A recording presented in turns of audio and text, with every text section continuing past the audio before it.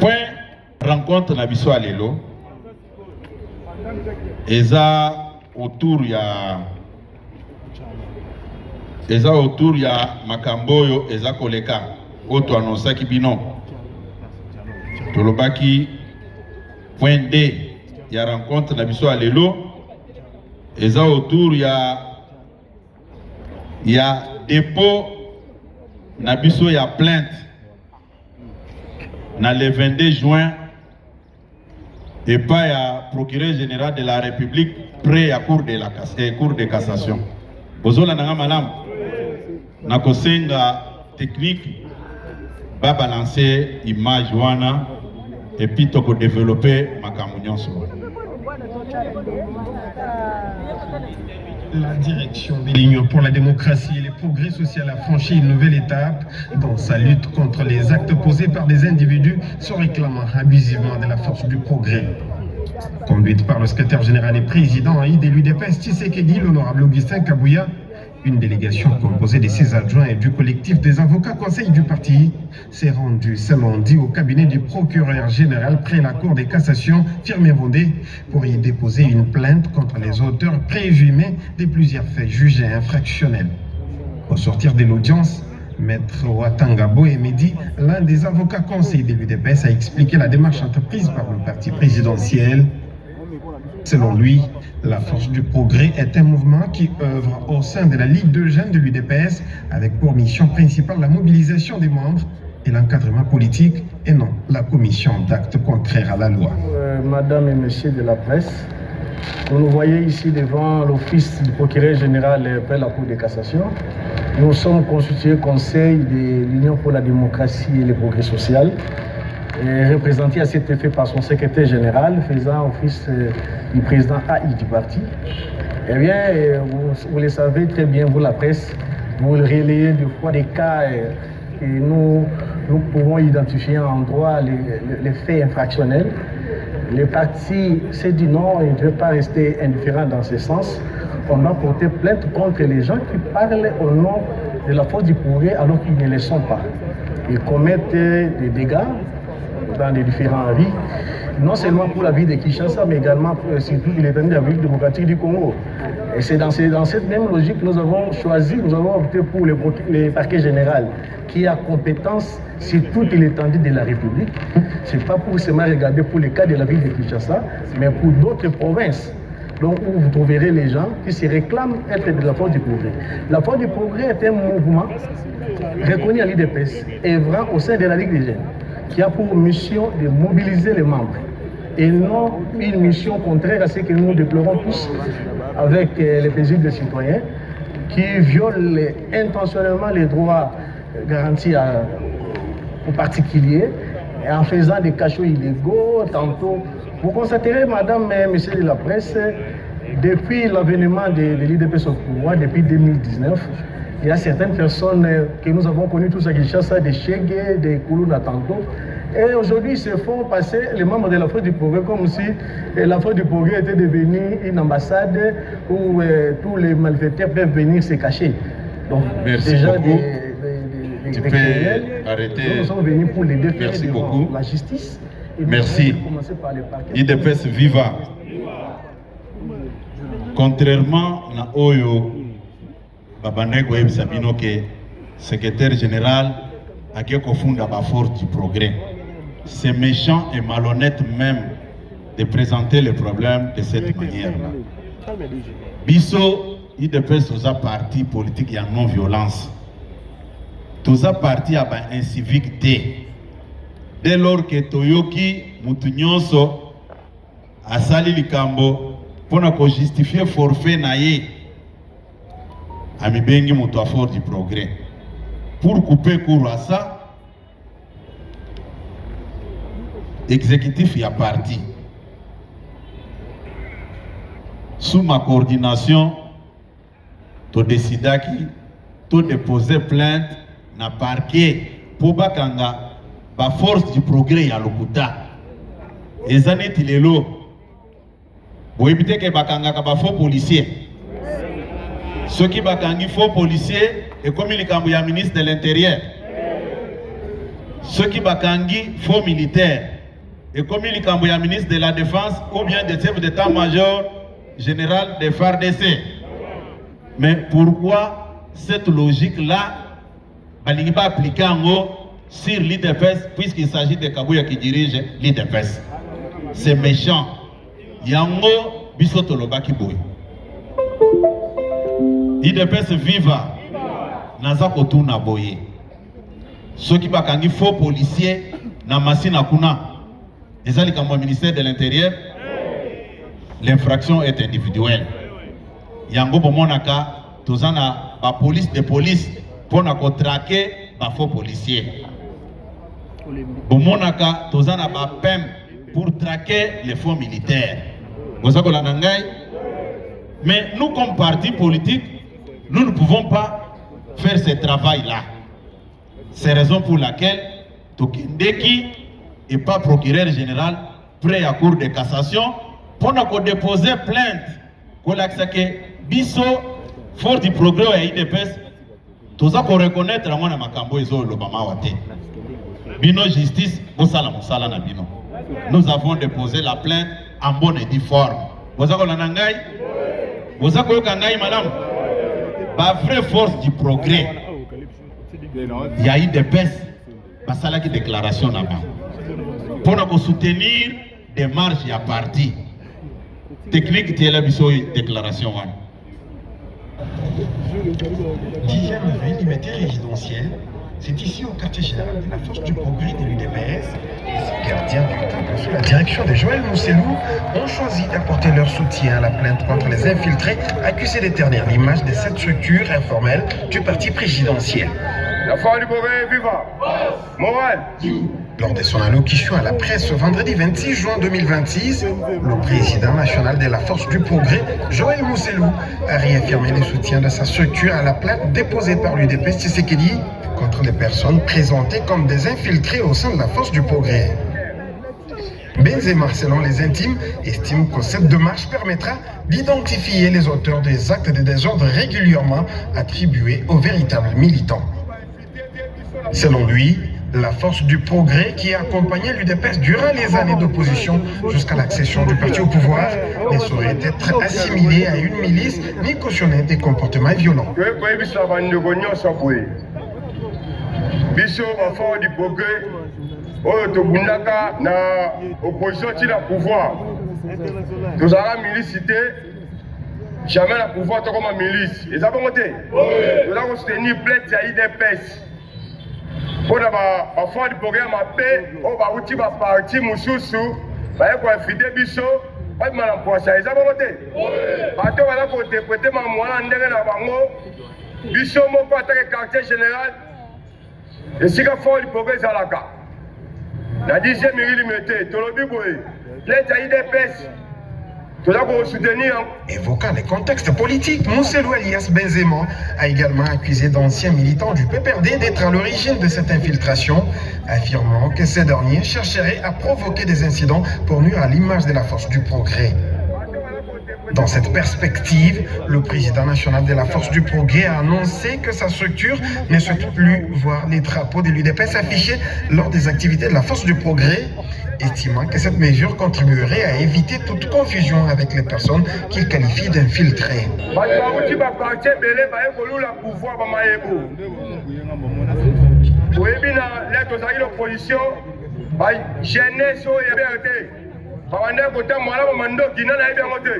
On va inviter Bisso, il y a un lobby, il n'y a pas eu de pêche côté il y a Force du Progrès, les alliés, il n'y a pas eu de pêche, alors on doit gagner. Il n'y a pas eu de pêche. Peut-être que tu as une Force du Programme au Kokangama, tu dois gagner. L'invitation de l'équipe, à partir par là, il faut inviter Bisso la Force du Progrès. Là, il y a une opposition, il y a une invitation, et ça va monter. Bisso, la police travaille là, et comme ils sont birodés dans la marche, ils vont faire du progrès. Peut-être qu'il y a des pêches, ils vont faire du progrès à solo, Otobunda, Onamamoyo, Pepe Congolais, tout Azana, Kimia, ils ont monté. Vous voyez la mission est au Saba, merci technique. IDPS viva. Biso makamona biso toza kosala ngo pour fixer l'opinion na ba makamunyo so ya lokuta we bande kolobama. Vrai force du progrès à IDPS bango baza koloba. Baza d'accord na plainte wana. Mais yo komona mutumoko abimi boya le bio kabuya ke ko porter plainte contre force du progrès. Toza d'accord na été vraiment mokonzamboka talela biso likambo. Non, ceux qui osent un civique tika kotanga komba mokonzamboka. Mokonzamboka zana makambo ebele akosala. IDPS viva. Tia déclaration à mi-balé, il y a passage, il y a fort du progrès. Puisque Bilongiwana oye bien.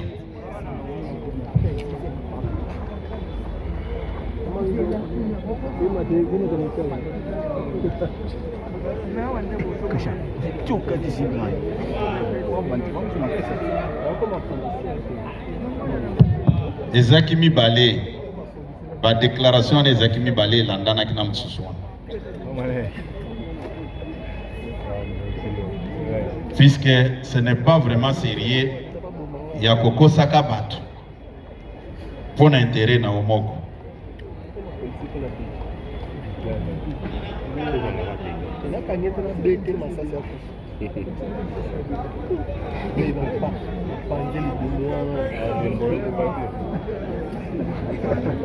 Non.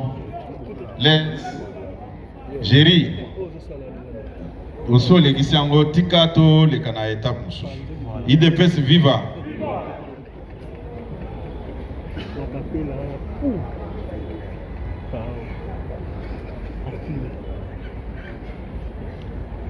Batu mususu bakanisa ke tango toza ko zoata na biso pona ko présenter bino ba makambo yo.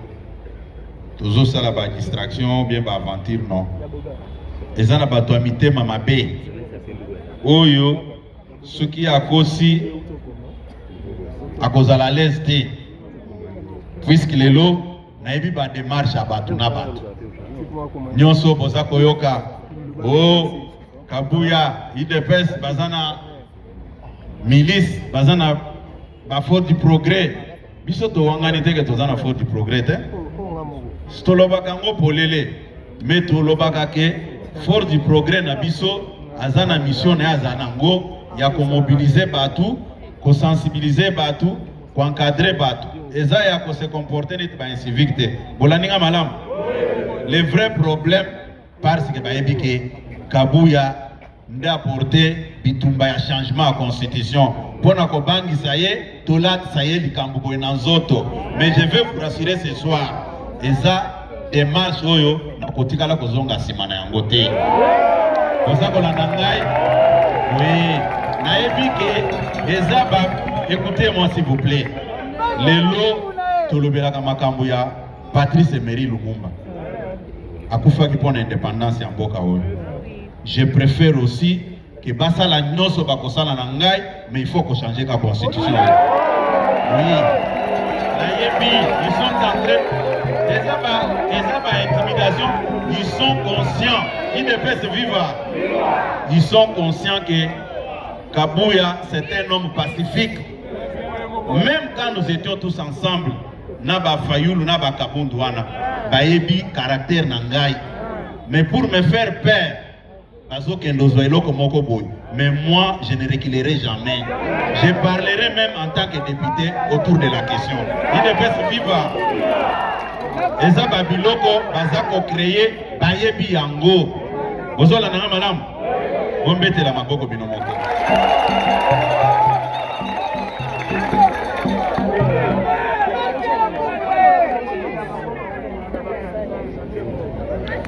Et puis toujours dans les cambo et taliba faute du progrès, et un rapport moko, un rapport que je qualifie de rapport bidon.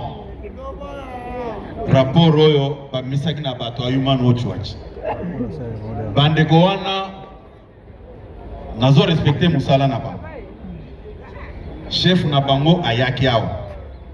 Akutani na ba Fayulu, ba Sesanga, ba monter loko na bango. Balobi non faut du progrès za milice, faut du progrès bazabo et bazabo. Mais démarche ezawana te.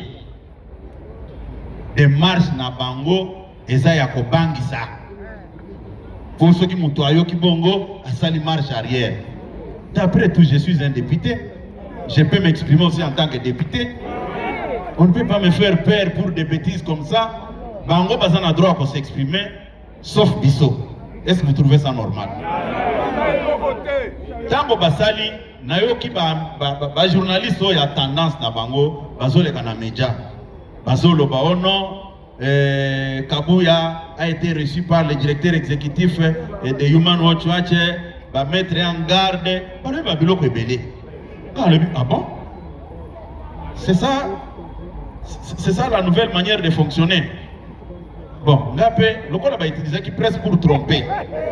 A utilisé qui presse pour fixer l'opinion. Nana lobby, je ne connais même pas la personne. Je ne l'ai jamais rencontré. Mais Babilo wanazo koyo euti wapi. Tango na lobi makambwana sur Radio Top Congo. Moko na bango abengi ngai.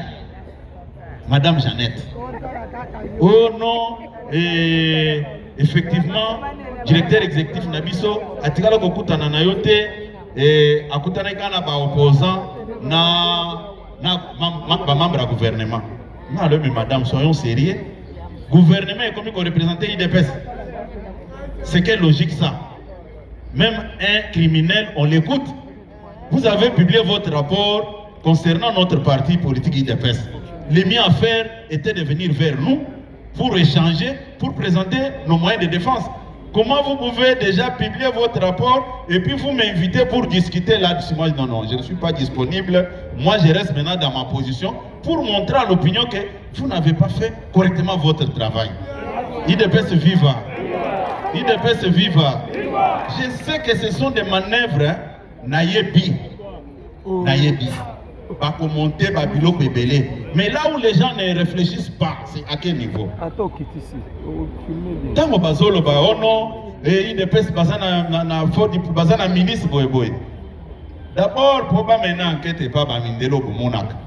Ezate ke oké pa na ye obandi ko loba makambu selon yo po ba yo ke la yo. Ba ko banda ko landela yo na ba communication no salaka. Bayeba banano solo kana ba makamuni no sala. C'est comme ça que basala ka banquette ba ko sala makambo ngulu te no kaki ba télévision ba réseaux sociaux ono Kabouya sera sanctionné. Vous pensez que vous allez me faire peur avec ce que vous rencontrez là? Quand on fait la politique, on s'assume. Les vrais problèmes, et moi je ne peux pas permettre que Moutouaya soit intimidé dans le Babiloko, on a mon azoye bâti. Tant ba fixaki, nayokaki, ono Kabouya lobaki awa, batu ya IDPS ba comme Mamandou qui pour nous défendre le pouvoir. Na Nathalie ba on a mais comment les gens sont moins intelligents comme ça? Na lobaki yango awa. Est-ce que les lots ba jeune o ba uta IDPS bazan affronter enrôler dans l'armée bazobunda? Mais et lo konini na na monaki yango avant bino na lobaki bien que ba jeune ya IDPS ba comme Mamandou. Ton enrôler ba jeune et bela ten armée. Mais nous parlons de quoi? Ceux qui ont Botamaki aux Zaki Mayel était, ça ne m'engage pas. Nalobaki en 2019, que ba comme Mamandouki, tant on doit continuer à armer, a même Mondouki te. Les lots bajen boni, ba même Mandouki na kata bazan en front les lots. Combien dit bangoy, ba kendeki na armée te. Mais ceux qui ont Zamayel ya ko comprendre makambo bazolo bate. Problème n'engage à l'Iwapi. Hein? Il n'est pas donné à tout le monde de comprendre au même moment. Bajeno, baza bajeno, il y a eu des PST. Hein? Na même bango na état-major général te. Mais elo koni na kosa ki bangoyo. Non, na lobby na no tika na no makelele no wana. Na lobby boy, bajeno di zong sa image wana. Hein? Zong sa image a bajeno wana. Hein? Bagène tant on a le bec, bagène a eu des pèses, pas comme Mamandouk. Bagène on bazan à front, les autres vont défendre Mboka. Mais ceux qui ont na retard, na compréhension na compréhension na s'il vous plaît. Raisonnement na en dessous de la moyenne, ce n'est pas mon problème. Tango, tous en 2019. Disons, tika image one. Tika image one. Progressive de la situation sécuritaire dans l'est du pays.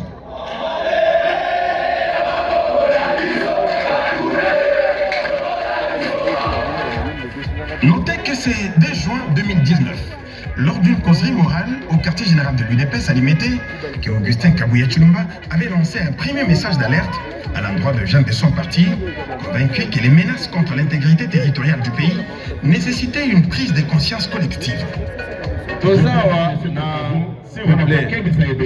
S'il vous plaît, aujourd'hui en juin 2019.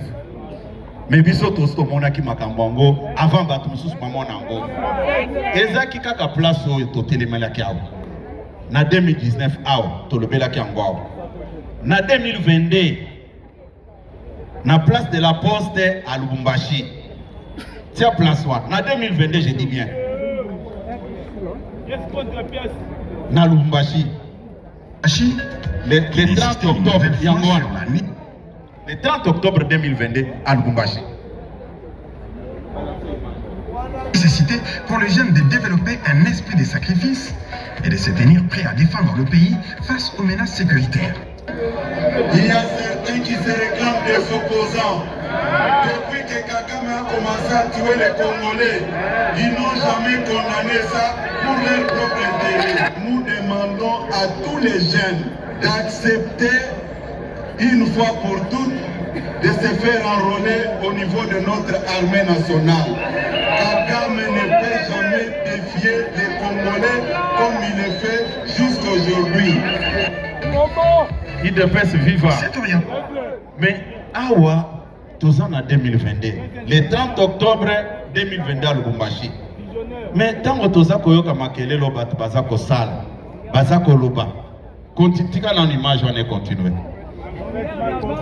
Kagame ne peut jamais défier les Congolais comme il le fait jusqu'aujourd'hui. Au niveau de l'État, en 2023, le président de la République, Félix-Antoine Tshisekedi Tshilombo, appellera officiellement le jeune Congolais à s'enrôler massivement dans les FARDC afin de contribuer à la défense de la souveraineté nationale. Mokonzi asengaki biso ba leader politique nyonso mutu na mutu epa na ye mpona kosala mosala armée eza infiltré qu'avons-nous fait mpona kosilisa likambo wana eske biso bakongolais tozali na makasi ya kobongisa armée wana te toza na commandant suprême son excellence Félix Antoine Tshisekedi oyo azosala fierté ya mboka na biso lelo apesi mot d'ordre mpona bagene nyonso ya mboka ya Congo bao nyonso baza disponible pour servir le pays sous le drapeau bakota na mosala ya soldat badefendre mboka na biso lelo occasion epesameli bato nyonso toute tendance confondue tolingi te lobi ekoma au nord ekolo moko boye nde eza majoritaire na kati ya armée toutes les 26 provinces. C'est un message baloba te ke o parti politique ekomi kotinda non. En tant que chef d'un parti politique, en même temps député national. Puis une deuxième. Ok, pour le commandant suprême Félix Antoine Tshisekedi Sonité.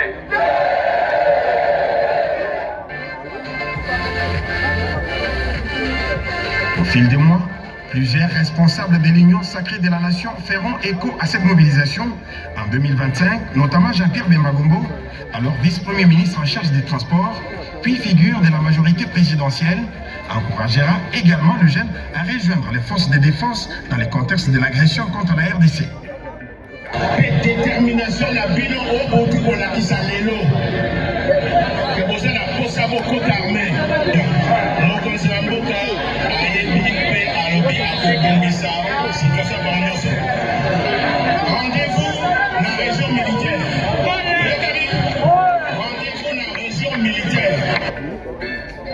Dans cette dynamique, Augustin Kabuya Tshilomba est passé de l'appel à l'action en mettant à la disposition des FARDC près de 5000 jeunes issus de son parti lors d'une cérémonie organisée en présence du vice-premier ministre, ministre de la Défense nationale et ancien combattant Guy Kabongo Madiamvita.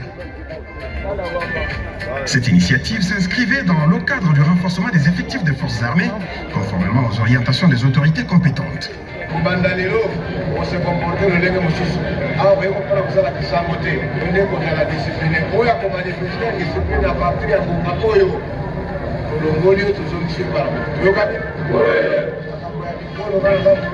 Congo, Kiswahili, Mbala Zaki. Vous avez vu? Oui. Alors, on est comme ça, la Congolais, Pour les partisans du secrétaire général de l'UDPS, cette chronologie démontre que ces prises de position relèvent d'une vision patriotique et d'une anticipation des défis sécuritaires auxquels le pays fait face. Ils estiment que son engagement constant en faveur du recrutement de jeunes dans l'armée nationale est en cohérence avec les appels lancés ultérieurement par le chef de l'État et d'autres responsables de la majorité présidentielle.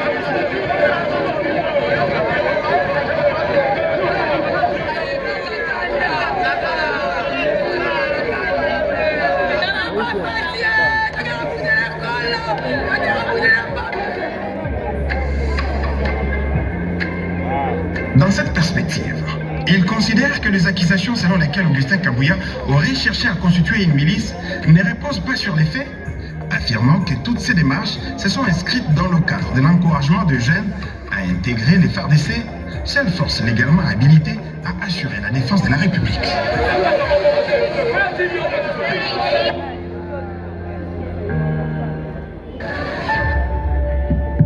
UDPS viva. S'il vous plaît, ok, au katika morceau moko ya vidéo, au lobby non, Kabuya kuna, à lobby, bakozwa manduki. Mais, ba milice oyo bazolo, ba memaka bango na état-major général. Nous contribuons au bon fonctionnement de ces pays. Ozola nanga malam. Yango na yebisaki bandeko ya Human Rights Watch ke. ONG wana eza ONG esala lokumu na mboka oyo. Me boyo kisango soni te. Babiloko nyonso bino bokomi wana eza ya lokuta. Nana ebite ke tango ba policier bakendeke na encadrement ya ba manifestant bakendeke na ba bureau de oyo bazaka anteni civil. Batu na biso tango bazokanga biso na ba marche. Okomona mutu aye na marche alati muniere atelemi pembeni na yo abandi ko critiquer régime yo pe okoti na masolo omonika abaye bakangi bino mibale na mutu wana quelques minutes après ye batike yo bakena yo. Oui, mais ceux qui ba yebite batuna les éléments non apparents au babenga kana ba manifestation ba non apparents au banani c'est pas bazana tennis civil batika kosala soni ya babiloko wana. Bana oyo bamemaki ba machette pona kwa attaquer police tele biso nanu mwana oyo ya machette oyo amisaki makamu nyonso polele wana bimisa nanu mwana wana oyo ya Tramontina wana bimisa ina. Bon, ozomona ndenga azotambola wana na machette na ye. Bon, machette ya sika sikoyo binobo basali rapport nini au sujet ya mwana oyo eza babiloko ya soni UDPS vivoni ngai naza koloba yango avec des précisions parce que naibi comment est-ce que bamakambo nyonso elekanaka yango bomonaki ngai tokolobela yango avant tosilisa. IDPS viva bombetela maboko bino moko. Point mosusu oyo nalobaki ezalaki autour ya plainte oyo Katumbi na Kabila va déposer contre Mokonzi Mboka. C'est pour la première fois dans l'histoire. Batoubaye va violer bana na yo. Bayibi biloko na yo.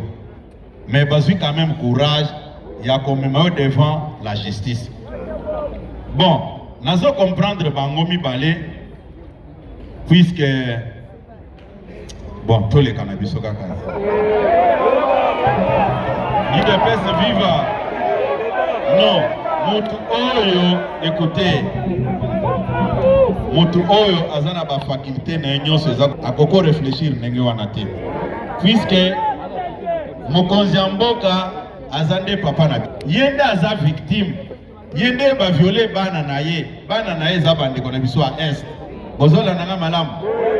Au lieu ya se plaindre, bango sikoyo, lokola papa na bango Kagame, azana difficulté, abengisi bango alobi, il faut me couvrir. Nde omone babimio va déposer plainte contre Mokonzi Mboka. C'est sans effet et loko na bango wana. Bozako na nangai, bozako yokanga malam. C'est une distraction au basali sur base ya instruction ya Kagame. Bozola nangai, puisque Kagame a tuni bango mais bozo sale loko mon côté. Comment est-ce que ngana ko continuer ko aider bino? Oh non, comme ça, tout déposer kaka plainte dans ces pays.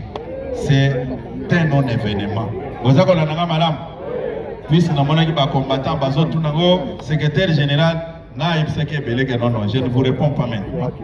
Car les jours où je vais convoquer une causerie morale, je vais aborder cette question. IDPS viva. IDPS viva. C'est un non-événement. Bolaningai? Bolaninga madame? Oui. Nakosenga technique. Bâtir la image ya Mokonzi Mboka na ba confession religieuse où est le béni makambo ya dialogue.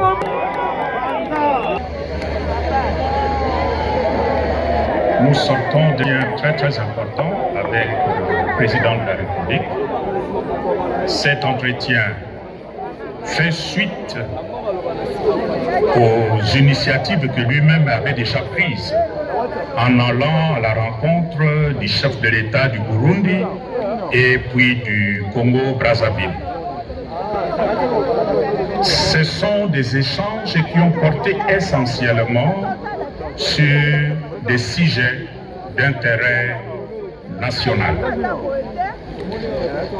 À l'issue de ces échanges, nous avons eu à nous rendre compte que notre pays, la République démocratique du Congo, a besoin de communion entre le fils et les filles du Congo. L'unité, la communion pour être solide, pour être fort. Comme vous le savez tous, notre pays aujourd'hui souffre d'une agression qui vient essentiellement de l'Est du Rwanda, nous le savons. Mais comment pouvons-nous faire face à une telle agression si nous sommes divisés entre nous, les fils et filles du Congo? À l'issue de nos échanges et face aux enjeux, le chef de l'État, conformément à l'initiative qu'il avait déjà prise en allant trouver ses collègues chefs d'État de pays voisins, a levé l'option, et j'ai l'honneur de vous l'annoncer, le chef de l'État. Toye awa botika makelele okosala ba commentaire na bino après rencontre oyo. Teokani? Teokani? Obetela Mokonzi Mboka maboko. Technique boko continuer na bino. De pays voisins a levé l'option. Et j'ai l'honneur de vous l'annoncer, le chef de l'État a levé l'option d'engager notre pays dans un dialogue entre fils et filles du Congo, un dialogue inclusif, naturellement aux conditions qui se préciseront chemin faisant. C'est l'occasion pour moi aujourd'hui, au nom de tous mes collègues qui sont ici, les chefs religieux, d'exprimer ma gratitude au président de la République qui, en tant que père d'une nation, d'une famille, s'est surpassé, s'est dépassé, je dirais, pour prendre cette initiative et inviter tous les fils et filles du Congo à s'asseoir et à se dire ce qui ne va pas. Voilà pourquoi aujourd'hui je lui dis de tout cœur merci pour cette hauteur. Merci aussi pour les autres chefs d'État qui nous ont aidés, notamment le président du Burundi et le président du Congo-Brazzaville. Nous pensons que après que le président a levé cette option, dès lors que cette option est levée d'aller à un dialogue inclusif entre fils et filles du Congo, c'est à nous tous, ceux qui sont au pouvoir, tout comme ceux qui sont dans l'opposition, de s'inscrire dans cette dynamique pour que cette initiative puisse aller de l'avant, porter de fruits, pour que tous les fils et filles du Congo puissent vivre enfin en paix, dès lors que les motifs d'agression à notre pays seront aussi enlevés.